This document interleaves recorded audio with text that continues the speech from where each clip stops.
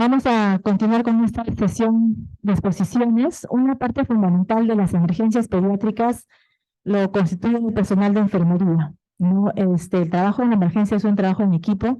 Hay algunas funciones que el personal de enfermería realiza y también es importante estar capacitados en este sentido. La siguiente exposición va a estar a cargo de la licenciada Karina Reyes. Ella nos va a hablar sobre la administración de los fármacos y las diluciones en emergencia pediátrica. Bienvenida, licenciada. Gracias por aceptar participar con nosotros. Efectivamente, ¿no? Nosotros vamos a hablar acerca de la administración de fármacos y dilución en emergencia pediátrica. Netamente vamos a basarnos en esto, porque ya que se ha venido dando las exponencias de fármacos en estos días. Siguiente. Bueno, hay que hacer una breve introducción en cuanto a lo que es la administración de fármacos y en la unidad que nosotros trabajamos, laboramos. Mayormente la administración de fármacos es netamente de enfermería, pues, ¿no? Es basado en la administración, se da en las emergencias pediátricas, en UCI, ¿no? Sabemos que estos son servicios complejos, ¿no? Para el tratamiento de los pacientes, ya que sean llegados a la emergencia por la gravedad o el tipo de enfermedad médica o quirúrgica que llegue, ¿no? Mayormente es de mucha complejidad los pacientes, los soportes múltiples, los órganos en falla, desafíos que tenemos que tratar día a día, ¿no? Para poder enfrentar la patología del paciente que llega a la emergencia. Actualmente, en sí, uno de los mayores desafíos del sector salud es proporcionar una atención segura, efectiva, ¿no? Oportuna y individualizada de los avances tecnológicos y científicos en sí que llevamos en nuestro servicio. Una de las principales funciones del profesional en sí de enfermería es la administración de medicamentos, ¿no? Como lo hace la enfermera, por ser una actividad permanente, recurrente también en cuanto a la patología del paciente que llega a los servicios, ¿no? Estas unidades. Tenemos también que saber la preparación, la administración de fármacos, que es netamente en lo que nos vamos a basar este día, ¿no? Estos son procesos complejos que el profesional de enfermería tiene que tener un alto prejuicio, ¿no? Mayormente basado en la literatura y en la experiencia del día a día. Siguiente. He querido abarcar disposiciones generales que va a abarcar, ¿no? Para poder conllevar a la administración de fármacos en el paciente pediátrico. Primeramente tenemos que saber la edad y el peso del niño, ¿no? Es muy primordial saber la edad y el peso del niño porque no sabemos con qué dosificación va a generar el médico, ¿no? La farmacocinética y la farmacodinamia, por ejemplo, está relacionado a la absorción, a la dilución, al metabolismo del fármaco que va a actuar y la eliminación, ¿no? De este medicamento. Formulaciones adecuadas están basadas en que las formulaciones, las indicaciones médicas tienen que ser claras, precisas y concisas, ¿no? Seguridad y efectos secundarios de los medicamentos. Cabe resaltar que acá vamos a destacar la preparación del medicamento y algunos efectos colaterales también que puede traer en cuanto a la preparación del medicamento. Información basada en la evidencia, ¿no? En este caso vamos a basarnos en la literatura que nos indica cada medicamento, la formulación y monitorización y seguimiento del paciente. Es muy primordial en cuanto a la administración del fármaco porque tenemos que ver las funciones vitales, ¿no? Frecuencia cardíaca, la frecuencia respiratoria, la saturación y la presión arterial. Siguiente. Es muy importante saber antes de la administración de los fármacos los días correctos, ¿no? ¿Por qué? Porque esto va a ser un principal objetivo para obtener una buena administración del medicamento. Tenemos que saber el paciente correcto. Mediantemente están identificados por unas cintas, ¿no? Nosotros en el servicio identificamos a los pacientes. Verificar la hora correcta de la indicación médica, el medicamento correcto. Eso va a basar mucho en cuanto a la indicación médica, ¿no? Que sea precisa y concisa, ¿no? Y forma clara. La dosis correcta. Cabe resaltar acá que tenemos que saber en cuanto a la dilución de medicamento, porque van muchos medicamentos tal vez que va a variar el tipo de administración, que pueden ser por vías periféricas o catéter venoso central. La vía correcta también porque no todos los medicamentos se pasan por vías periféricas o catéter venoso central. La historia farmacológica del medicamento, ¿no? Los efectos adversos que pueden conllevar a dicho medicamento, ¿no? O efectos colaterales. Tenemos que también educar al paciente para poder llevar un trato mutuo, ¿no? Con él en cuanto a lo que son pacientes pediátricos, en este caso con el familiar que lo acompaña, aplicar el procedimiento que se le va a realizar y cuáles son los efectos que va a traer, ¿no? Registrar el medicamento, ¿no? Acá es muy importante saber los tres yo, ¿no? Yo preparo, yo administro y yo registro. Siguiente, por favor.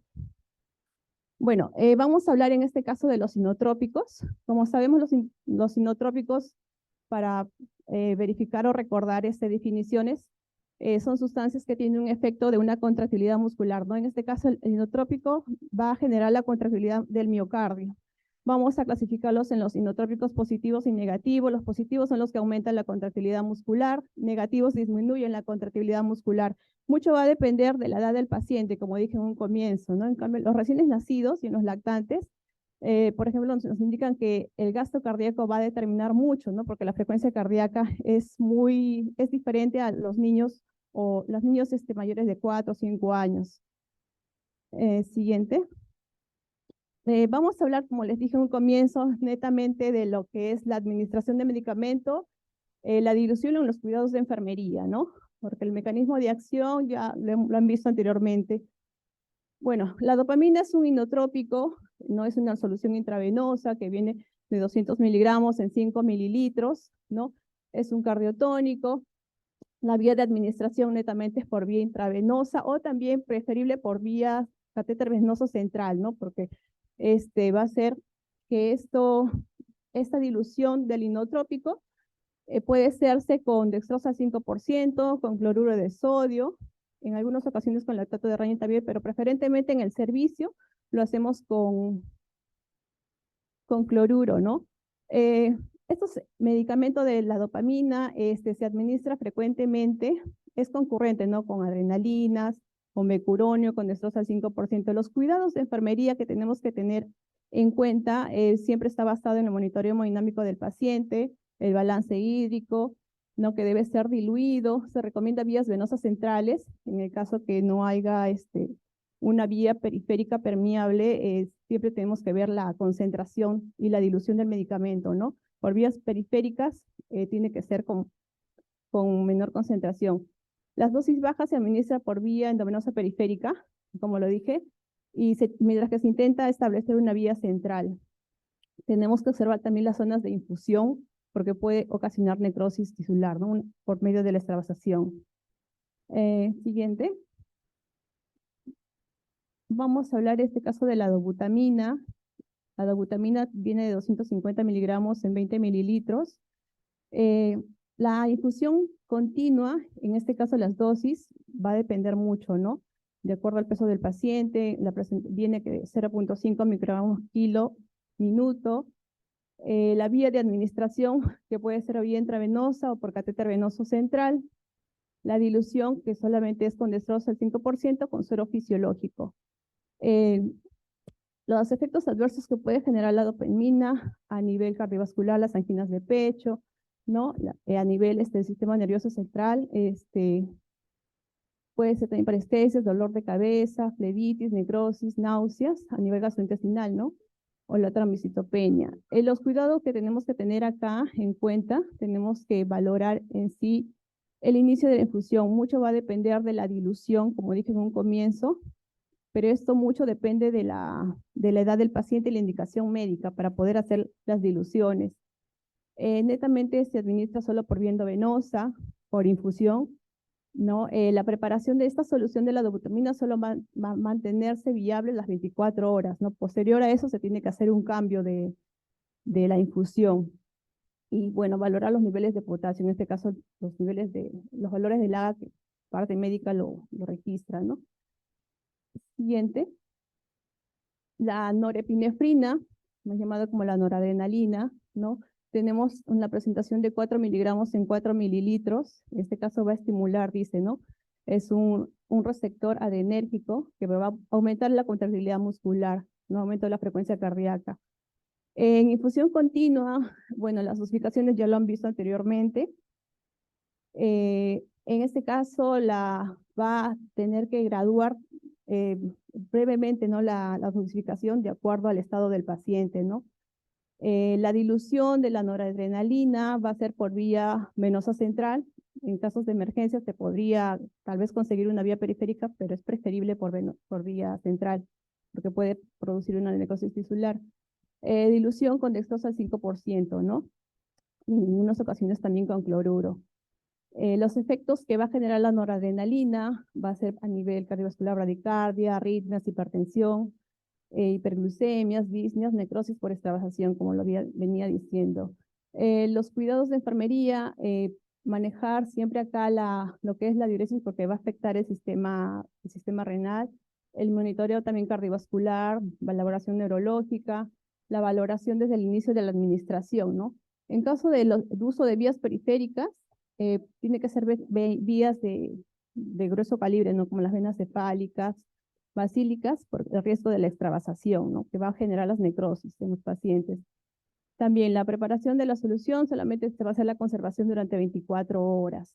Posterior a eso se tiene que hacer el cambio de la dilución, ¿no? En la infusión. Siguiente.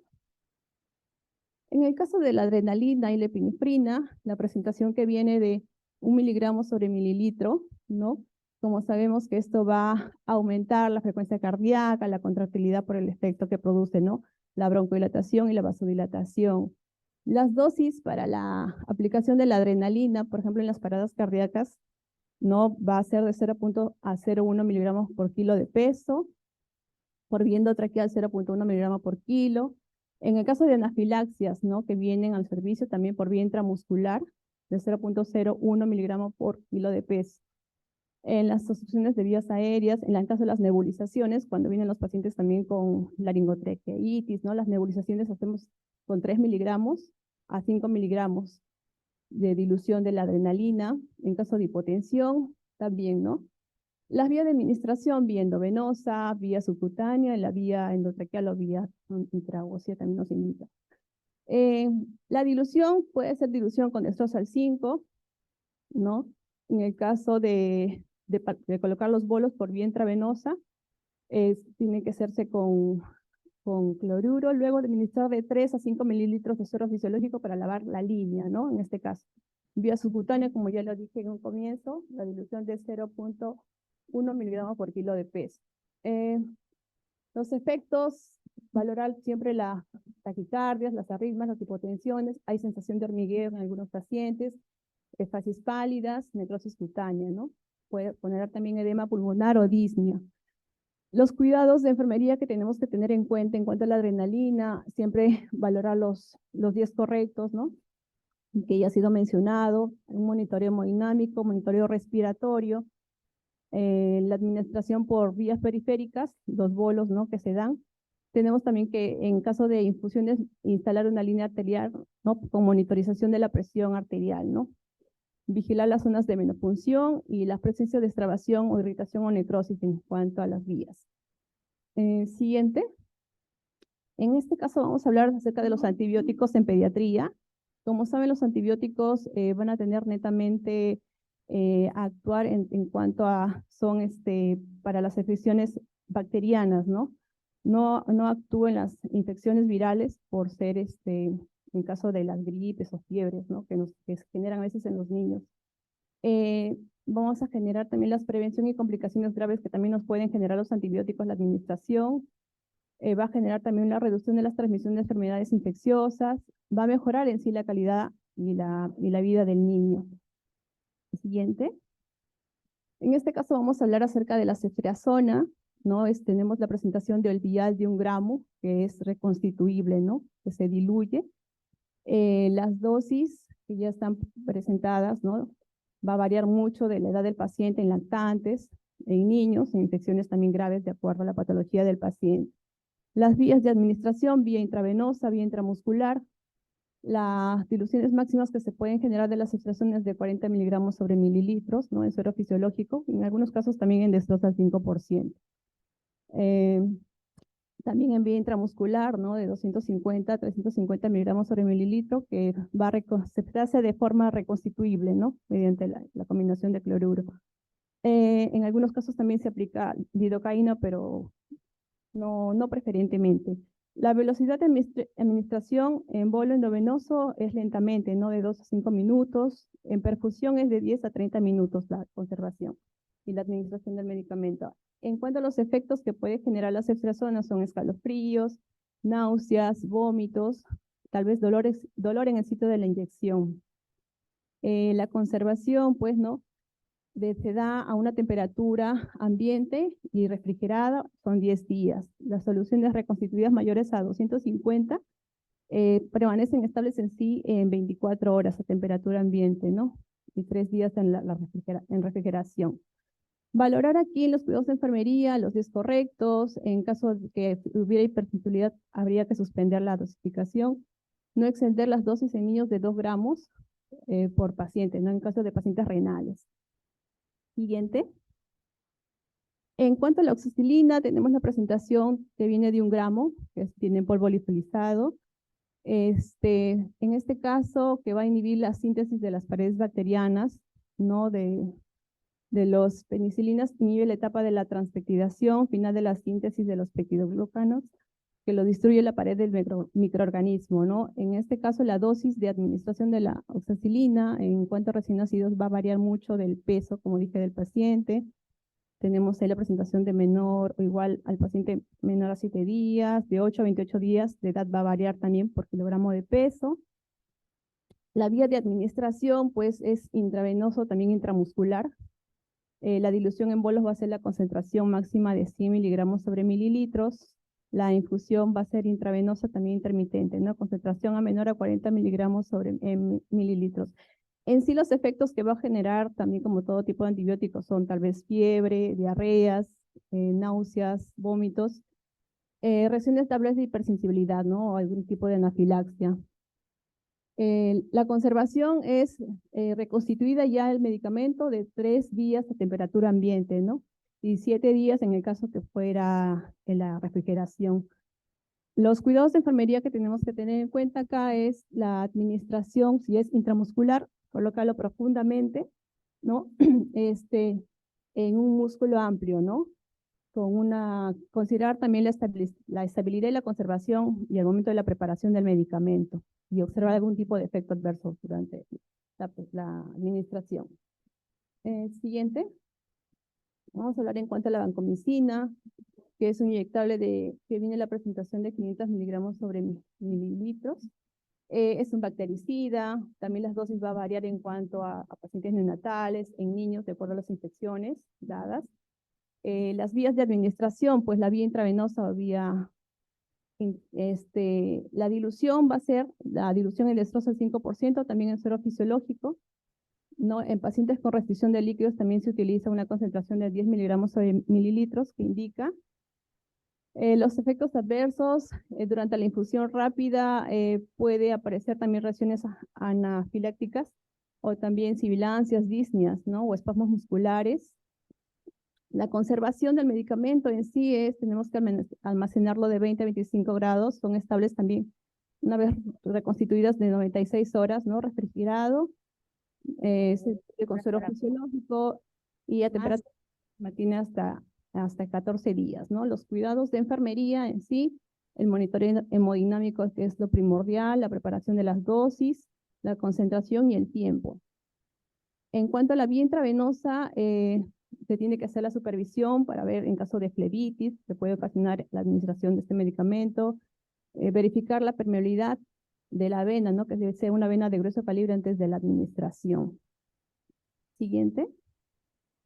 En este caso vamos a hablar de la penicilina benzatínica también, ¿no? Que viene de 1.200.000 unidades internacionales.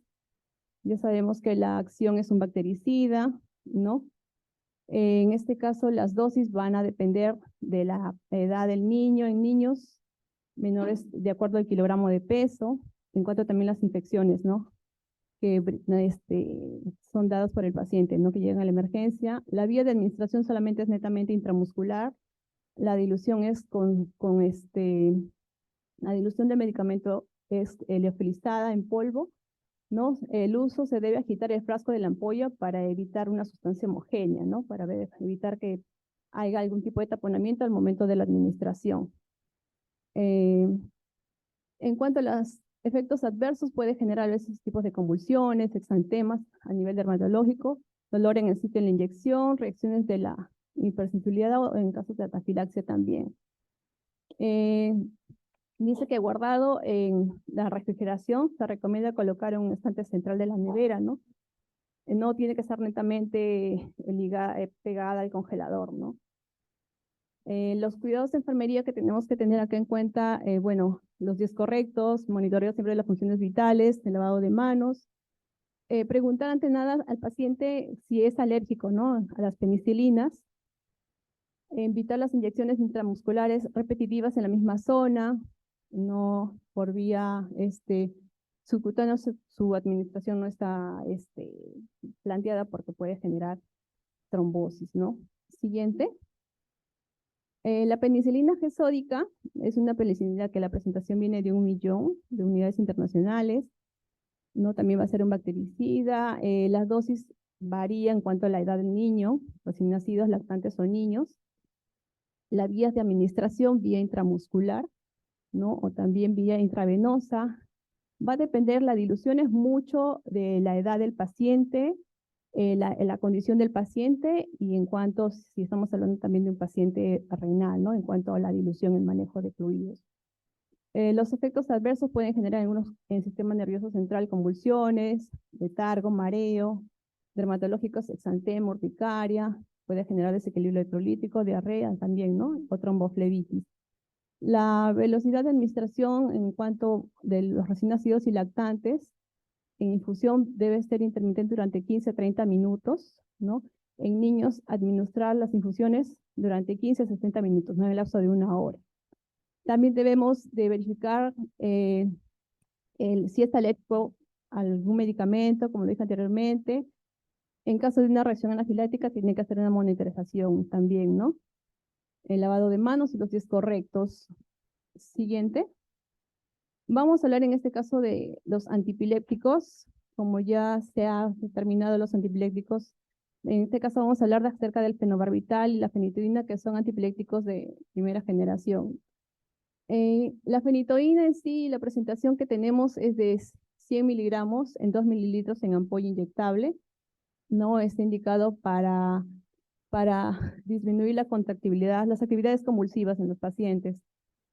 También va a variar la administración de las dosis en cuanto a la llegada del paciente al servicio. Por ejemplo, cuando llega el paciente en crisis, bueno, nos indican una dosis de carga, por ejemplo, nos dicen de 15 a 20 miligramos por kilogramo peso, dosis máximas de 1500 miligramos sobre 24 horas. Las dosis de mantenimiento que se van a registrar es posterior a la administración de las dosis de carga, ¿no? Que ya son posteriormente después de 6 horas. Que son de 5 miligramos a kilo por día, ¿no? Dividido en 2 dosis cada 12 horas. Vía de administración, la vía intravenosa, en algunas ocasiones también en vía oral. La dilución por vía intravenosa se debe diluir de 5 miligramos sobre mililitro por vía periférica, ¿no? Y también hay preparados en vía oral, ¿no?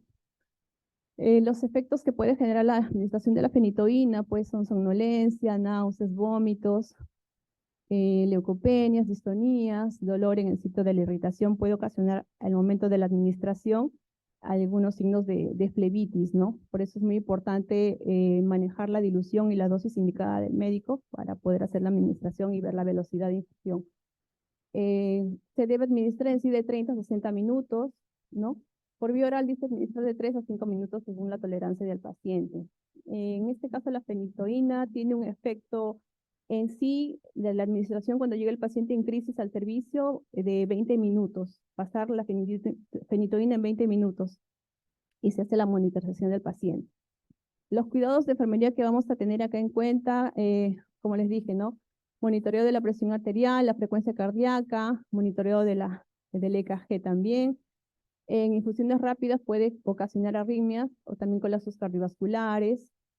Debe haber una buena permeabilización de la vía, evitar la la irritación o la alcalinidad con otro tipo de medicamento, ¿no? También se les realiza a los pacientes el control de los niveles sanguíneos de la feniletoína, ¿no? Como son los dosajes. Siguiente.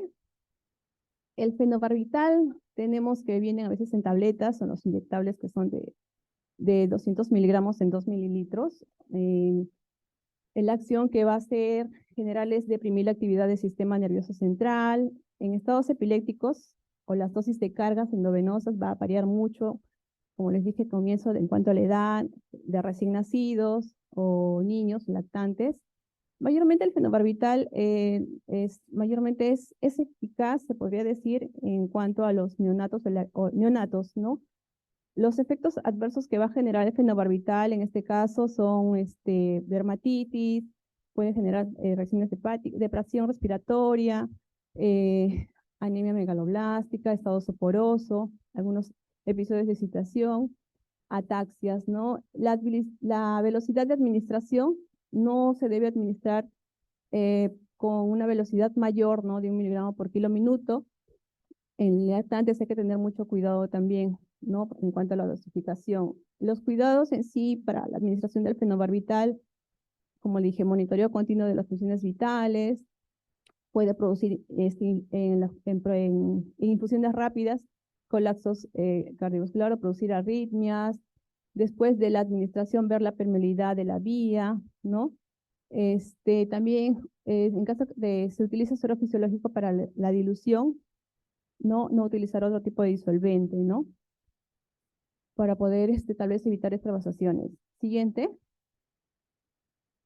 Ya, en este caso vamos a hablar de las preparaciones de las soluciones hipertónicas al 3%. Como sabemos, la preparación es en base a un cloruro del 0.9% más un cloruro de hipersodio al 20%, ¿no? Que la presentación del cloruro va a venir, tenemos presentaciones de 100, de 500 o de 1000, ¿no? Va a depender mucho de la indicación médica, ¿no? La acción en sí de la solución hipertónica es que actúa para mantener el equilibrio hidroelectrolítico, el control de las presiones osmóticas, ¿no? Y la distribución del agua en el sistema. Las dosis es a través, en las soluciones salinas al 3%, los bolos son de 2 a 5 mililitros por kilogramo. En infusiones es de 0.1 a 1 mililitro por kilogramo hora. En sí debe vigilarse aquí el sodio para evitar hiponatremias o por encima de los 50 miliequivalentes, ¿no? En este caso, las soluciones hipertónicas mayormente están indicadas en los pacientes tal vez que tienen algún tipo de patologías, de edemas, de hemorragias cerebrales o sangrado. La administración por vía intravenosa, ¿no? La forma de preparación de la solución hipertónica va a variar mucho, ¿no? En cuanto a la preparación que nos indiquen, la dosis. Por ejemplo, tenemos 17.8 mililitros de solución de cloruro más 2.2 de hipersodio, ¿no? Que eso nos va a generar 20 ml de solución hipertónica, ¿no? En bolo se administra de 5 a 10 minutos por vía periférica de grueso calibre. Las dosis en sí únicas son de 2 a 5 mililitros por kilogramo peso, ¿no? En cuanto a la infusión, es de 0.1 a 1 mililitro por kilogramo hora. Siguiente. En este caso, vamos a hablar acerca también de las sedaciones. La sedación nos indica que son medicamentos que conducen a un estado de conservación de los reflejos, ¿no? Para mantener permeable o la percepción del estado de conciencia, que va a haber una pausa, ¿no? El principal objetivo en sí de la sedación es disminuir la ansiedad, ¿no? Y disminuir las situaciones de compromiso hemodinámico. En este caso, las sedaciones están indicadas para realizar tal vez cualquier tipo de procedimientos. En la unidad se realizan las sedaciones en el caso de los pacientes que vienen por problemas traumatológicos. Nos indican mucho las sedaciones, ¿no? Con midazolam, con midazolam y con ketamina, que lo vamos a describir posteriormente. Permite también el control del dolor, adaptación del paciente, también permite la adaptación del paciente en caso de que vaya a hacer uso de ventilador mecánico, ¿no? Facilita el sueño, genera amnesia y depresión respiratoria. Siguiente. En este caso, el midazolam. Tenemos la presentación de 5 miligramos en 5 mililitros o también como 50 miligramos en 10 mililitros para infusiones continuas. ¿No? La solución inyectable de 5 miligramos en 5 mililitros, la dilución va a ser por vía intravenosa, preferible en bolo en cuanto a la indicación médica para llevar a cabo un procedimiento. Preferiblemente no se diluye, ¿no? Porque tiene mejor efecto que cuando se diluye. En algunas ocasiones también lo diluyen, pero es preferible que no. Por vía intranasal, en cuanto a cuando vienen los pacientes con crisis o con estatus, también se administra puro, ¿no? Dice de 5 miligramos por mililitro, también por vía interrectal de 1 a 5 miligramos por mililitro. En este caso, los efectos que va a generar la midazolam son, algunos hay que valorar va a generar hipotensión, apneas, bradipnias, somnolencia, a nivel gastrointestinal, náuseas, vómitos, ¿no? Puede generar taquicardias, broncoespasmos también, confusión o delirio. La velocidad de administración, como lo venía diciendo, ¿no? En infusión es gradualmente incrementando la dosis. Por ejemplo, nos indican a veces 50 miligramos en 20 mililitros de solución, ¿no? Sabemos que la presentación viene de 50 en 10, entonces se realiza la preparación de la ampolla más 10 mililitros de cloruro en caso de infusiones continuas, en caso de pacientes que estén intubados. Por vía intranasal, el efecto durante de 15 a 30 segundos, intrarrectal durante 2 a 5 minutos también, la velocidad de administración. Los cuidados de enfermería, tenemos que ver acá el monitoreo hemodinámico, ¿no? La frecuencia cardíaca respiratoria. En el caso de la vía rectal, en algunas instituciones se hace el uso de la sonda rectal, ¿no? En el caso de algún tipo de intoxicación, se administra el fumacenil, ¿no? El siguiente.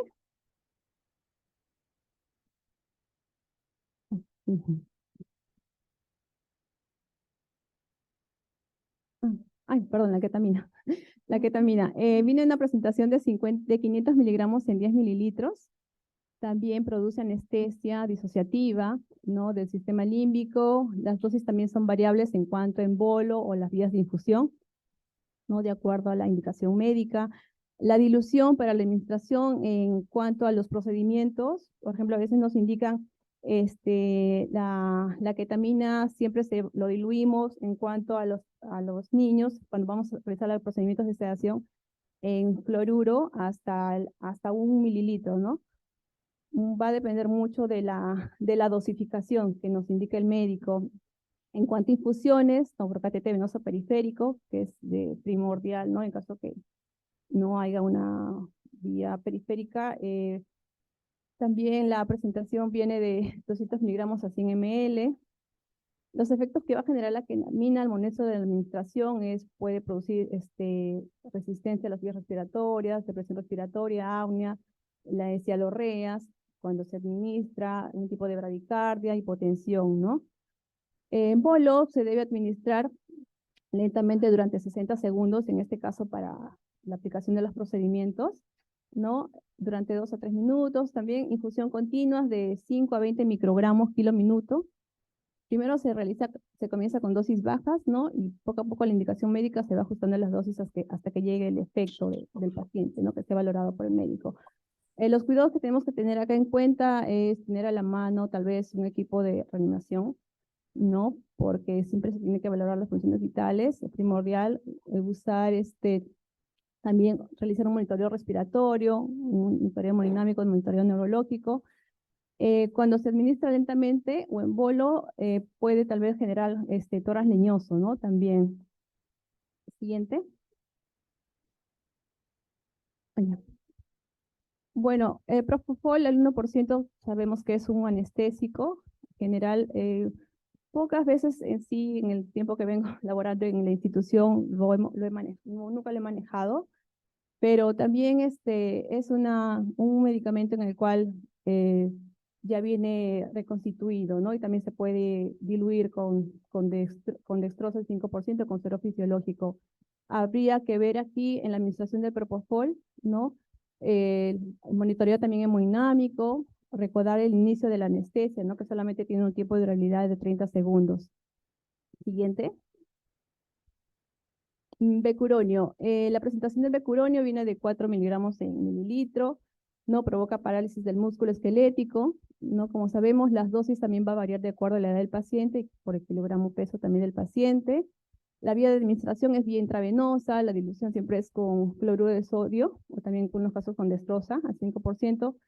La velocidad de la infusión se ajusta de acuerdo a la respuesta del paciente, ¿no? En cuanto a la valoración, los efectos raras veces produce bradicardias, shock circulatorio, edemas, prurito, ¿no?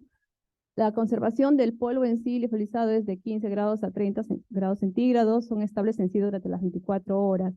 En los cuidados de enfermería tenemos que ver en sí el becuronio que no, bueno, en algunos casos no altera el nivel de la conciencia, su uso debe ir acompañado siempre de una sedación, en caso de un midazolam, una ketamina, se utiliza mayormente cuando vamos a hacer un tipo de intubación, ¿no? Garantizar un soporte ventilatorio adecuado para que bloquee también la musculatura respiratoria. Bueno, en sí he querido coger algunos tipos de medicamentos más usados en esta unidad. Mayormente nos hemos basado en sí en la dilución y la administración de medicamentos y las vías, ¿no? Y los cuidados de enfermería. Bueno, quise coger este lema: los medicamentos alivian el dolor, pero solo el amor puede aliviar el sufrimiento, porque es el amor que nosotros damos en sí a los que hacemos sus servicios a los pacientes en la vida. Gracias. Gracias, licenciada Karina, por la exposición.